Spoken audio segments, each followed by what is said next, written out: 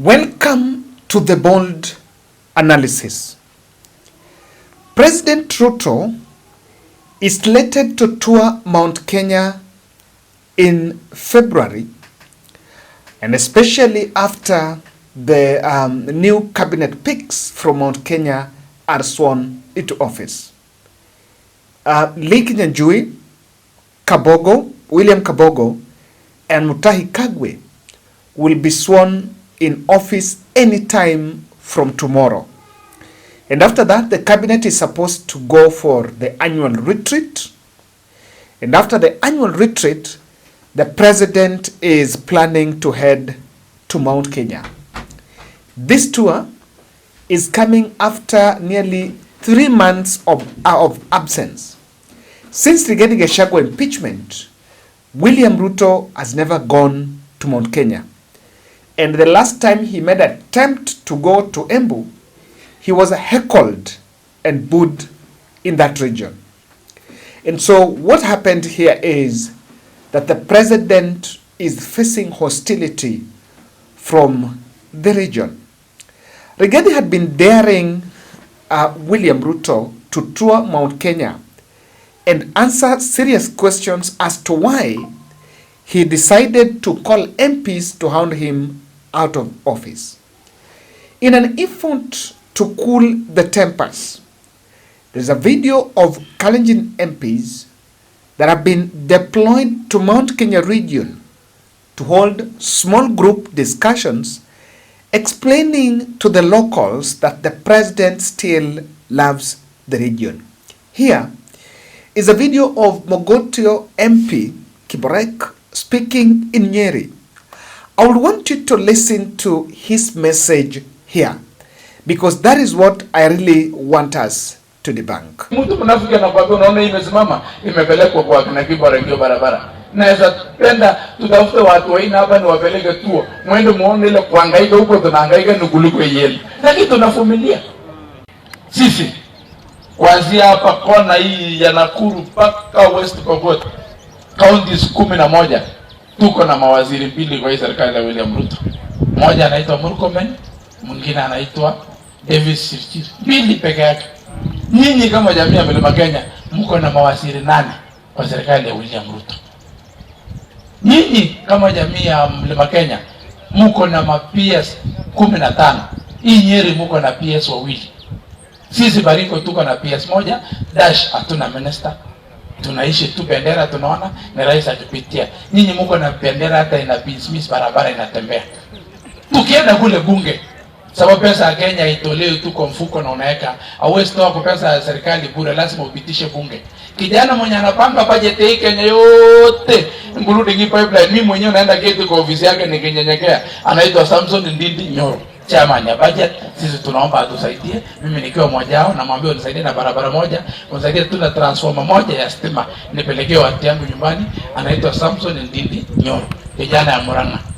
Kijana mwenye anasimamia chairman ya budget yote ya finance Kenya yote, mambo ya pesa nini, anaitwa Kimani Kuria, anatoka Molo. Hii mambo yote ukishapangwa inapelekwa bunge. Mwenye kutekwa kwa bunge anaitwa Kimani Waishu.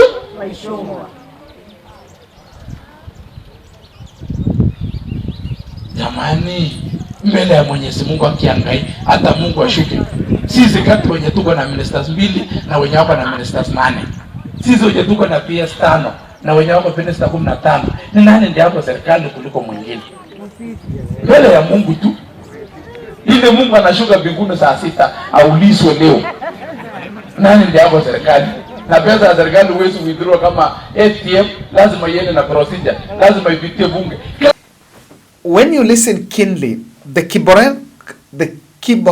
Mogotio member of parliament is talking about the things I call dangling carrots. I don't think it is right, it will not be viable to tell the people about those cabinet slots and how so and so is holding that position, because sometimes those cabinet slots do not translate to real change in the people's pocket. You told them about putting money in their pocket. So when you come back and speak about some cabinet positions that have been given to individuals, it really doesn't augur well with what you want to achieve. Now, ladies and gentlemen, this is something that is going on silently, even as some politicians speak about you can get your term without Mount Kenya. President William Ruto's headache is how fast he lost a region that voted for him to the last man. And what exactly is the prospects? Where's the surety, the guarantee that the Western Belt will be able to cover the 5 million vote in Mount Kenya? And in this context, I want to explain that this attempt is not going to be successful. There are twofold messages that is happening currently in Mount Kenya. There is a message about William Ruto's personal relationship breaking down, and especially this is the message that Rigathi Gachagua team is pushing.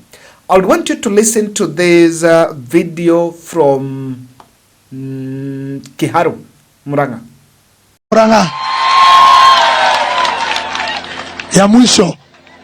Ya mwisho nataka mkumbuke vile rais alisema zile promises zote alitupromise kama watu wa Mount Kenya. Nyinyi mniambia ni ukweli ama ni uongo. Rais mwenyewe alisema akimaliza kuweka Biblia chini, zile projects ambazo President Uhuru Kenyatta alikuwa ameanzia, barabara zetu za Maumau atamaliza. Amemaliza hajamaliza? Ni ukweli ni uongo? Rais mwenyewe akasema akimaliza kuweka Biblia chini atatengeneza funding model ya university ambayo kila mzazi ataweza kulipa karo na hakuna siku ingine tutafanya harambee ya vijana kusoma university. Ukweli uongo?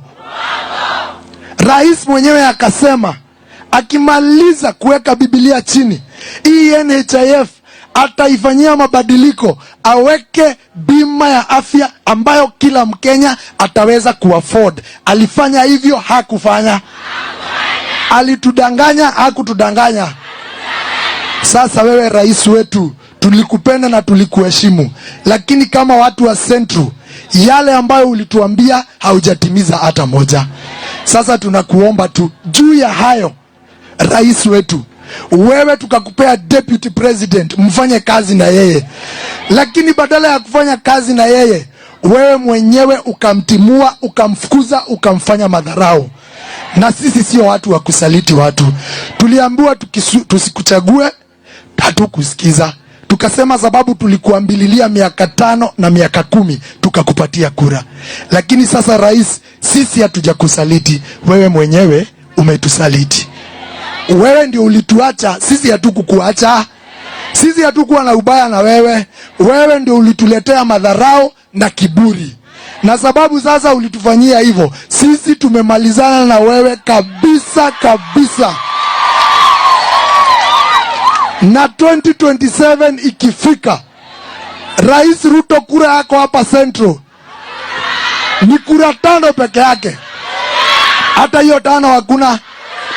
Rais Ruto wako na kura hapa, kura zake ni ngapi? Hakuna. Rais Ruto, usikie watu wa Murang'a vile wamesema. So that is the first, that the message of betrayal, political betrayal of things you said you'll do to them, and about relationship with Rigathi Gachagua. The other second, I told you the messaging, the William Ruto rage in Mount Kenya is twofold. And this second one is key. Apart from the politics of betrayal, there is this message of government failing to meet its promises. The only thing you are doing, you are exporting the expensive graduates to become cheap laborers at other countries. Tengeneza nchi yako, hata sisi uajiri hao vijana huko. Abductions, impeachment and extrajudicial killings. Hiyo tu ndo mambo for 2 years imemanage kufanya. Mi ningetaka kuaddress issue ya ujinga ya appointment ya corrupt leaders. Tunataka kukumbusha William Samoei Ruto. Hatusahau kwamba umechukua wakora wote katika hii serikali yako. We have Kebi Getora ambaye alifukuzwa juu ya kesi ya Kale-Mps. Tuko na Mwangi wa Iria alikuwa anakimbizwa na DCI. Ulitutafutia ukatuletea. Alafu unatuambia you are fighting corruption. Kwanza utuambie Western Hotel yako ama haiko katika mikononi ya corruption. You are first the corrupt leader. Na ulichaguliwa namba 2 as the most corrupt leader. Heri ungepata namba 1. We know you well as William Samoei Ruto. Namba 2, heshima tupewe katika mazishi. Tumeona viongozi MPs ambao kazi yao ni kukula na kuropoko katika mazishi. Now it's time we tell the young people of this country. Mahali kiongozi anaongea ujinga, furusha yeye aende akaongelele Nairobi. Maiti ipewe heshima, si kuja kutusiana katika mazishi. Hata kanisani vijana mkiona mwanasiasa anaongea ujinga, simameni na mnaanza wimbo, kanisa inafungwa, waende hataona roho. We need respect. We need decorum in our churches. Mumekula sasa, mkazi ni kutukosea heshima. We don't have the 13th parliament at now. Hii parliament iko katika Kaongo parliament now. Mnajua Kaongo ni nani, sitarudia. Kama the promises that you gave to young people, how do you fulfill? The only thing you are doing, you are exporting the expensive graduates to become cheap laborers at other countries. Tengeneza nchi yako, hata sisi uajiri hawa vijana huku. Acha hii kazi ya sijui Alfred Mutua anatuchezesha barua za yellow na sijui commission mnatuitisha. Hii corrupt government tunawamulika sana. And this is the youth voice. Now, this youth voice is cutting across. And let me say something. I saw a clip, and I think we played that clip here. I'm not going to repeat it. I saw the video by Odour yesterday. Odour saying that Mount Kenya is ungrateful while President Ruto has given them cabinet slots. I think you must have seen that video by Odour. There is a mainstreamed narrative that it is only Mount Kenya that is revolting against the president, that is uncomfortable against the government. Now that is a narrative that is formed to mobilize the vote across the ethnic lines. Now when you listen to the second voice of the young people that I've said there, this is the voice of people across the country.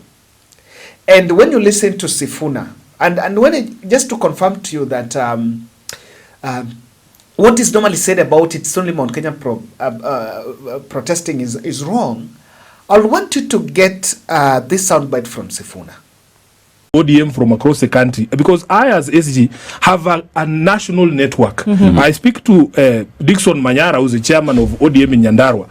Dickson Manyara, when we were running in 2022, he was the same person calling me and telling me, Sifuna, in Nyandarua we are not going to get the votes these characters are telling you we are going to get.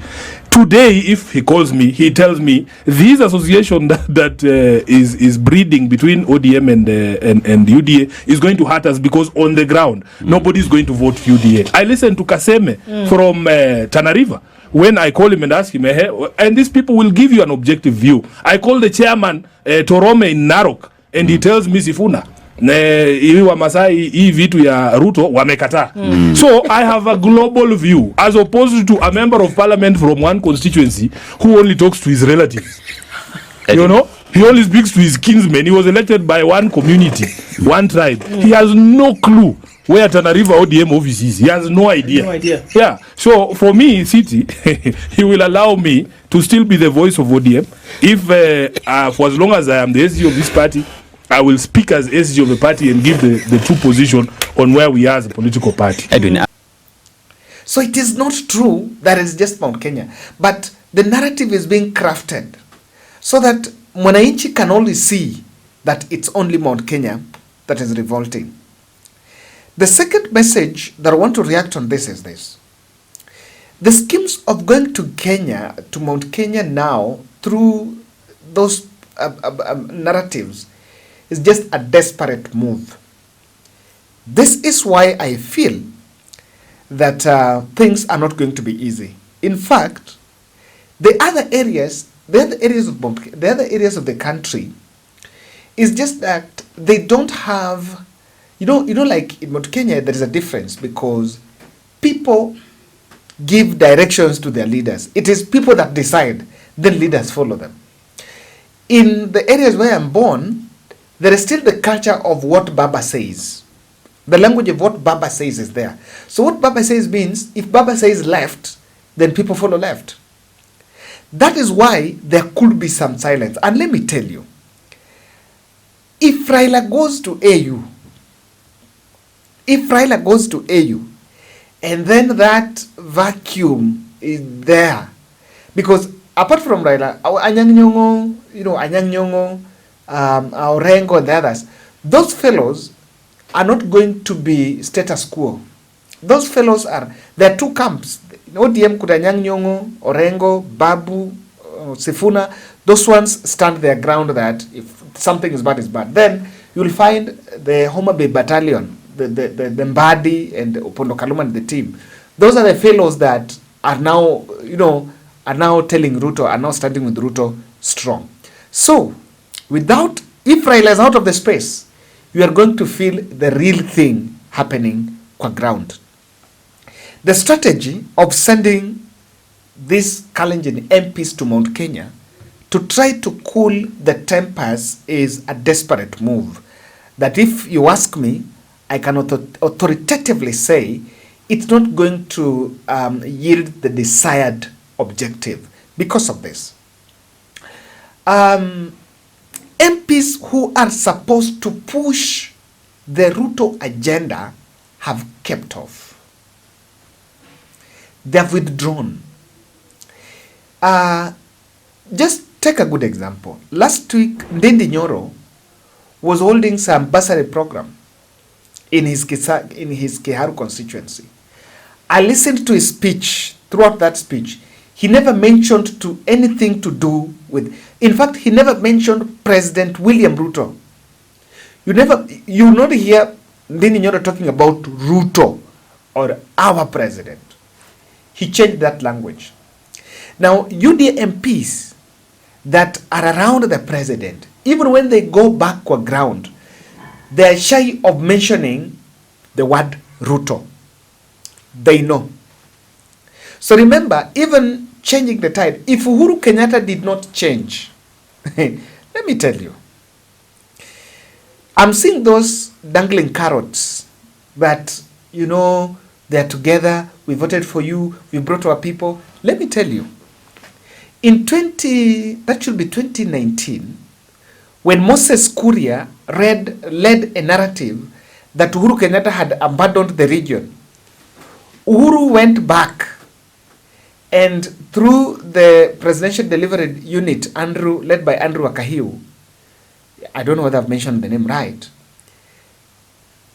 the Tingatingas were back in Mount Kenya to try to win back the people. But they went.